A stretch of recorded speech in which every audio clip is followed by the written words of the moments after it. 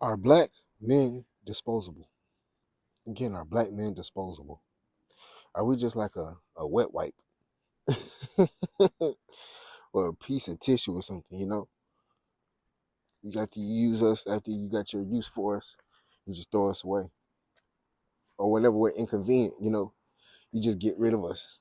Are black men really disposable? Or, and what sparked this is this whole Sha'Carri Richardson situation, the airport fiasco.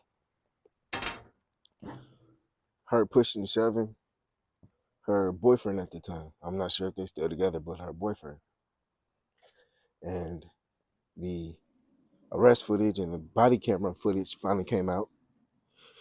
And it shows a lot of the reasons why black men are tired of black women.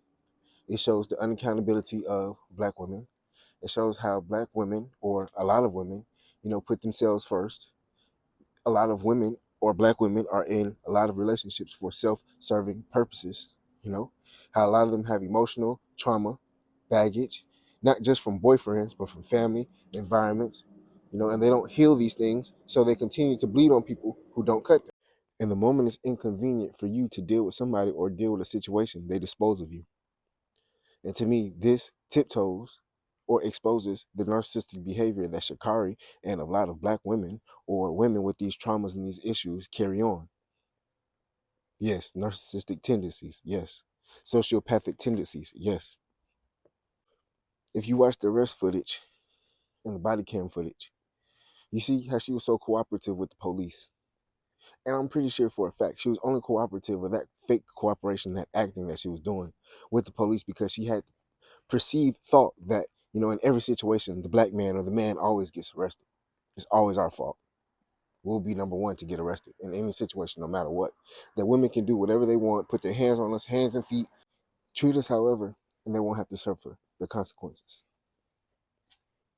I'm glad there was camera footage. And I'm not all for, people, or I'm not taking this up personally with her because I don't know her personally. So this is just a case study. But this case study is very relevant and prevalent. And this is not the first time it has happened. It's not going to be the first time it happens. And furthermore, what exposes how they see us as being disposable, or how she sees her boyfriend being disposable, is the straight face that she presented when she was doing all that ass kissing to the police, when she called her boyfriend a liar, a coward. There's all these atrocious names about her boyfriend, somebody she's supposedly supposed to care about. All these names that she attached to him to save face. And like I said, that's why I said a lot of women see men in a self-serving role, that they are only with these men for self-serving reasons, not because they care about them, not because there's love, not because they want to share a connection, not because they want to grow. No, for self-serving purposes, narcissistic tendencies. They want to be the main character in their life, your life, and everybody's life. Point blank, period. No accountability at all. No accountability. And the thing that really took it over the top was when you saw the true colors of how they feel about black men. And when I say they, I'm using Sha'Carri as a catch-all for a lot of black women who possess these same character traits. That's why I say I'm not taking this personally. I'm using it as a case study. But individually, her, yes, as well. Yes, she does get this tag. So what I'm saying is you see the true colors when she's getting arrested. And what does she say? She says, he's the man, but you're arresting me. Again, he's the man, but you're arresting me. Again, that further shows more how we are disposable. That further shows more how they use the police. They weaponize the police in order to get black men in line. They weaponize the police in order to control black men. They have this syndrome that they can do whatever, however, to whomever, especially to their partners, their boyfriends, husbands, brothers. They can do whatever, say however, behave however, and automatically know that they don't have to have accountability, or think that they don't have to have any accountability, because it's always the black man's fault. And that in no matter what the situation, They can weaponize the police, and we're the ones to get arrested. And they have to take no accountability.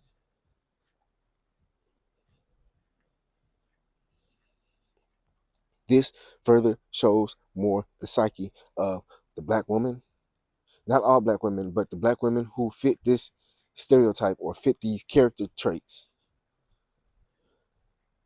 You know, the Pookie 2.0s I was talking about? Yeah, this is the Pookie 2.0 that I was talking about. The ones who have hood nigga tendencies, who have Pookie tendencies, but it's just a female, not necessarily a Keisha, more aggressive than a Keisha, the one who smoke and drink, that'll fight you. Yeah, that's the Pookie 2.0. The female Pookie, the female YN, yeah, that's Sha'Carri Richardson.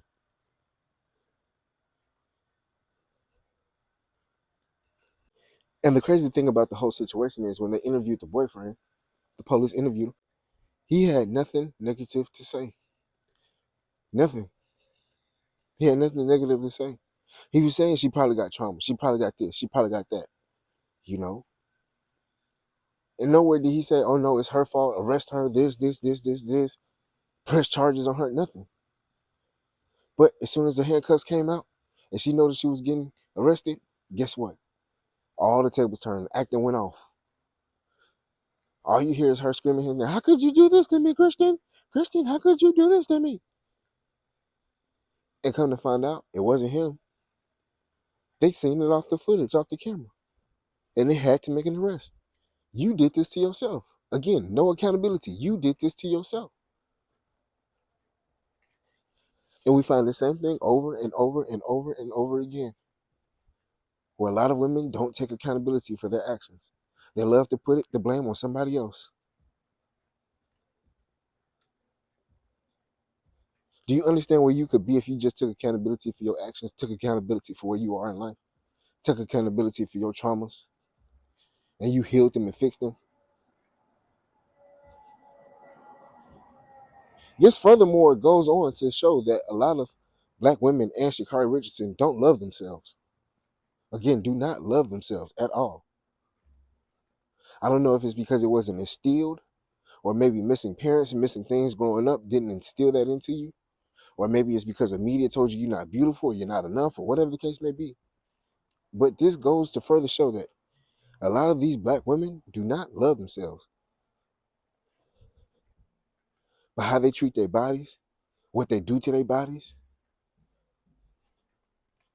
how they dress themselves up, or how they don't dress, how they carry themselves, who they date, who they sleep with, who they procreate with, it all further shows more that they do not love themselves. They lack self-love. And yet when we say have more self-love, they think it's just getting your nails and hair done and going to the spa. It's much deeper than that. It's way much deeper than that. Self-love is deeper than that. Self-love is really the opposite of that.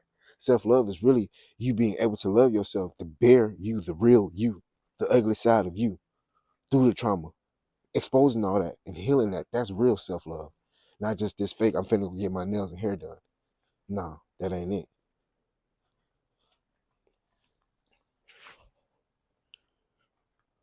So, it's a messed up situation, but it just further shows more why black men are tired of black women and the traumas, the struggles, and a lot of the narcissistic tendencies that a lot of black women have. Well, modern black women have. Let me know how y'all feel about this. This is your favorite cousin Rich. Y'all be safe out there. Love and blessings.